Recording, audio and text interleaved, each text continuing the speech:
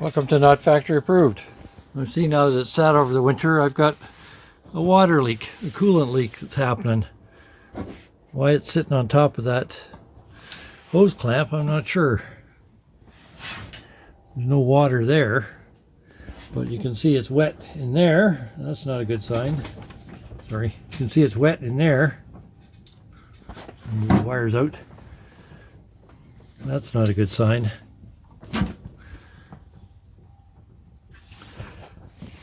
And we got a leak happening from this hose as well, and that's from this side here. It looks like the hose clamp's just stretched. That's the thing with old classics. Anyway, the project today was I took the fuel pump out because I thought it wasn't working, and this thing, these engines, and not just this one, suffer from vapor lock because the fuel pump is sitting right here. It all gets all nice and warm, and it gets all the nice warm air from the radiator, and so it overheats, bubbles the gas, and then it won't start when it's hot. So I'm trying to fix that. So I found out that the pump did have, even though it's a brand new valves in there and an overhaul kit, the one of the valves on the fuel pump was leaky. So I cleaned it, but I'm not impressed. So this is what I'm going to try and do. I got this heat baffle that you can see an oil line coming up there in the corner, right there. Point with this. Can I point with that? There you go, right there. That's the arrow. I was fighting and fighting to get this in there, and then I realized it's up against the oil line. I couldn't, good thing I didn't force it. So I cut that corner out so it clears now. And then I'll have to pull this wire up as well. Maybe even I'll drill a hole in the top here. I can tie wrap it up. So hopefully that will do it. Stop some of the air hitting it.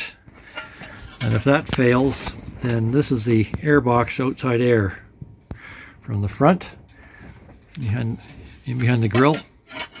So I will make an opening there and a vent and have it direct cool air to the fuel pump. But in the meantime, I'm going to try this first. So I've made it, cut the holes, everything fits. I got gaskets each side of it. It clears the lifter oil pressure line, oil feed line. So I will drill one more hole up here for a tie wrap and then try again to put it on. So it's just sitting in there now. Here's the outlet fuel line going up to the carburetor. Here's the inlet. So I got to turn that connector, that fitting a bit more loose. The vacuum line will still clear. I've turned the vacuum fittings, or the diaphragm housing, a little bit further away from the block. This was one step further, so this was actually right against here.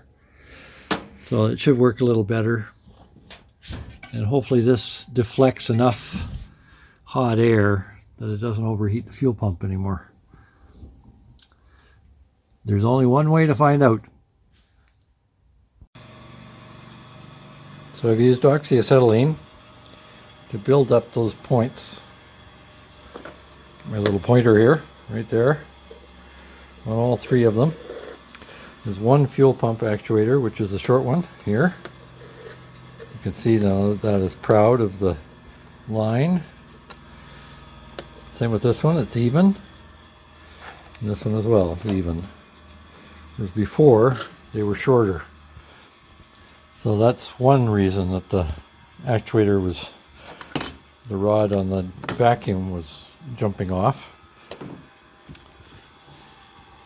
And I had one leaky valve on the fuel pump, but they're clear now, so I don't know what happened there.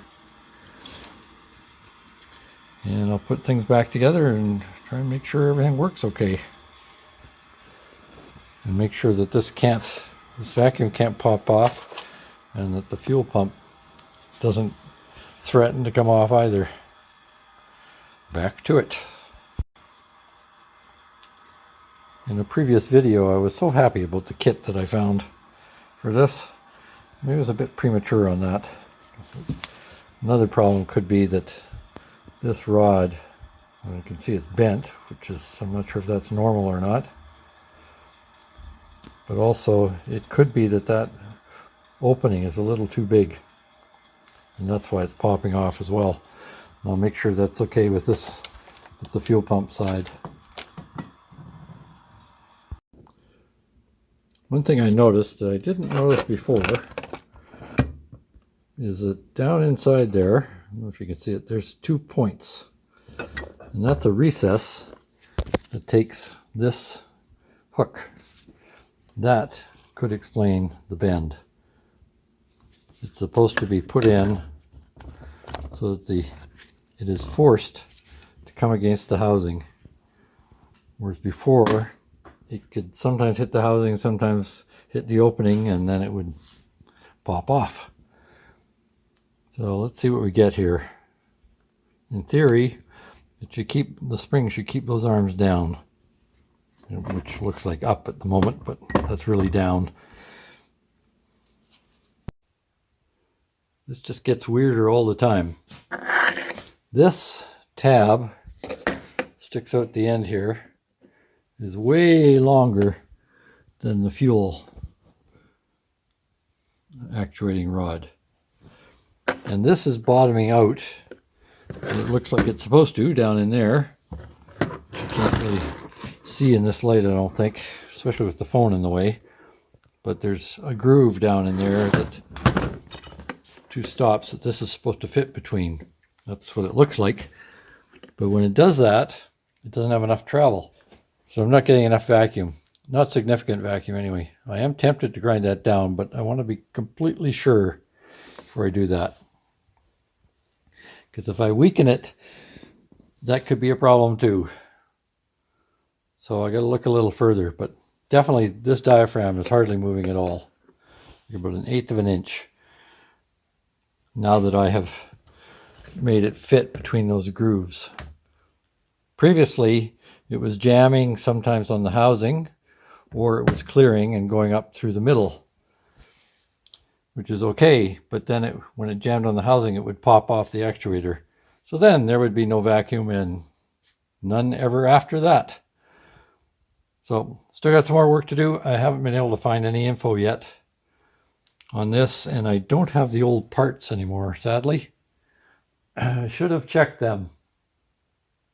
But I'll go through my stock of old parts and see if I've got an old fuel pump. Maybe that'll help out. But it's got to be the vacuum, one that has both vacuum and fuel, obviously, because I need a vacuum chamber. So keep looking. Still can't find any info on rebuilding this. Those 2 stops that are down in there. See one of them against the housing in line with the 2 forks. So what I'm going to do, I'm bending this tab. I'll straighten it out a bit more from there, but I'll bend it so it just clears the housing. And then we get full activation, and the spring that pushes against this diaphragm should always keep it on those forks. So let's see what happens. It's getting old taking this thing in and out all the time. I think I deserve an award for never taking pictures.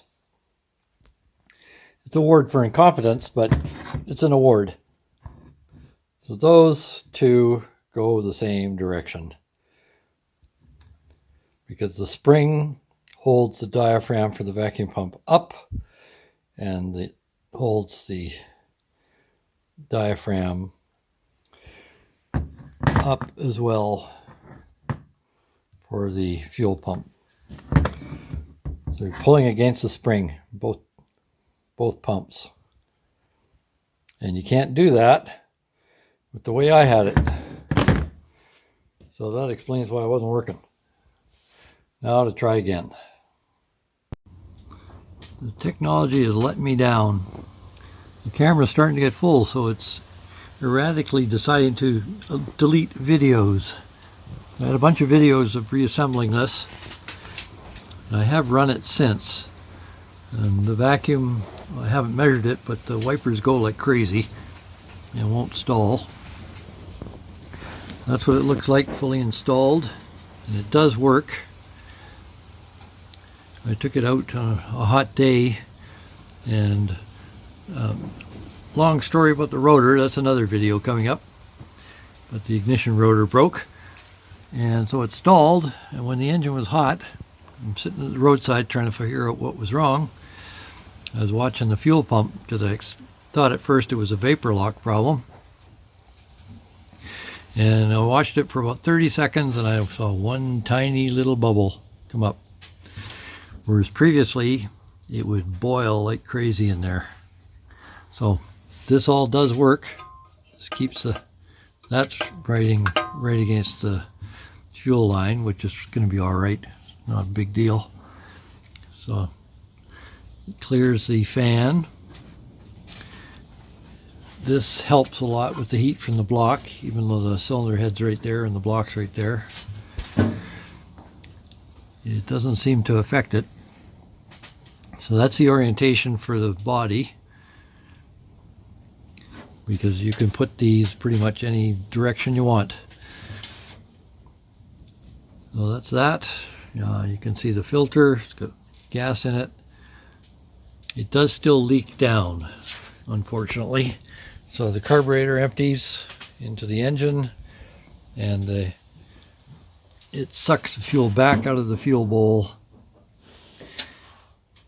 What it can reach, that is. What doesn't drip down in the engine. But you can see this over a period of time, it can get right down. So I do have to prime it to start it usually, because I'm not using it that often. And I still have some work to do on the windshield washer. The one-way valve is jammed. I think it won't pump anymore. But there's the fuel pump. And it does work. I managed to get everything back together so it's working. Got full actuation on the vacuum pump and on the fuel pump. That's something you have to check when you put it together.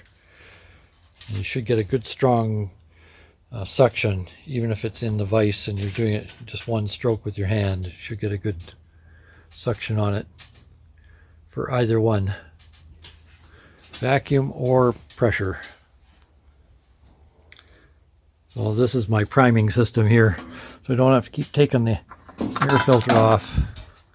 That goes into the vent of the carburetor, the back there. I pour gas in, a couple ounces, few hundred mils, whatever, enough to fill the bowl. And it starts and everything's fine after that. Please don't forget to like, share, subscribe, or even notify, or any of the above, or all of the above. Thank you.